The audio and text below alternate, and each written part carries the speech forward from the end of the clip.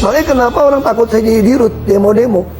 Kalau saya jadi dirut, saya bisa langsung pecat tuh dirut subholding. Karena untuk ke notaris saya yang putuskan. Dan saya tidak pernah takut sama menteri BUMN manapun. Selama saya benar. Kenapa saya dikurung tidak boleh jadi dirut? Janjikan saya jadi dirut untuk membereskan. Makanya saya hanya bisa melakukan sebatas bisa saya awasi. Saya sering ngancam mereka secara kasar kok. Kalian yang nganggap saya nggak berdaya hari ini ya.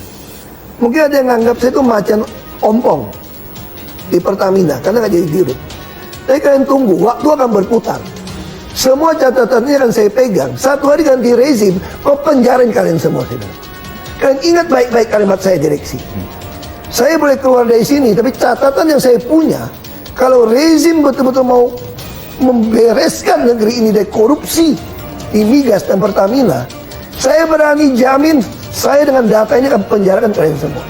Makanya saya harap ini kasus bukan cuma si Rifa Siahan Patraniaga kok. Mana mungkin? Saya kira oknum BPK bisa terlibat. Anda yang audit kok. Ini bukan beyond. Ini ada tangan yang berkuasa ikut main kalau menurut saya gitu loh. Di Republik ini. Ini bisa jadi lebar kemana-mana kasusnya kok dibongkar. Saya senang banget ini. Saya kasih contoh begini. Ya. Saya agak emosi nih soal ini. Saya di sini bukan mau mendefend Pertamina atau siapapun. Saya ingin masyarakat itu mengerti bahwa akar masalah Republik Indonesia adalah korupsi dan kemunafikan. Jadi orang semua saling sandra menyandra, ada dikasih jabatan wewenang. Makanya saya kenapa begitu ngotot ke LKPP. Saya dengar isunya, kita butuh 800.000 lah, kira-kira BBM dan minyak mentah impor. Isunya itu bisa bagi-bagi sampai $2-4 per barrel.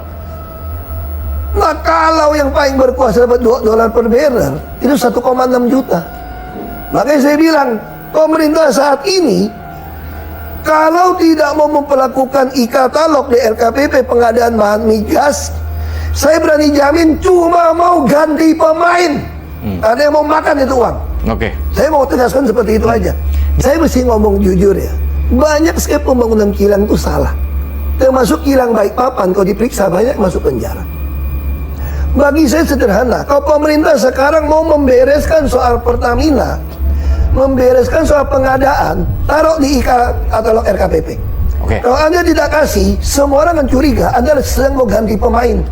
Kalau ini berlalu seperti ini hanya ganti pemain, kita tahu mau kasus PT Timah, mau siapa, kalau masih sama kejadiannya, Anda ganti pemain. Pasti kan nggak Undang-Undang Nomor 7 tahun 2006, hasil ratifikasi konvensi PBB melawan korupsi. Di situ ada prinsip illicit inducement. Kalau kekayaan kamu itu tidak bisa buktikan dengan pajak yang Anda bayar, sita buat negara. Terakhir Pak. Tapi butuh PP dong. Pertanyaan saya, berani nggak SBY dan Jokowi keluarkan PP-nya? Termasuk Pak Prabowo, keluarkan PP-nya aja. Supaya membandingkan beres negeri ini kok.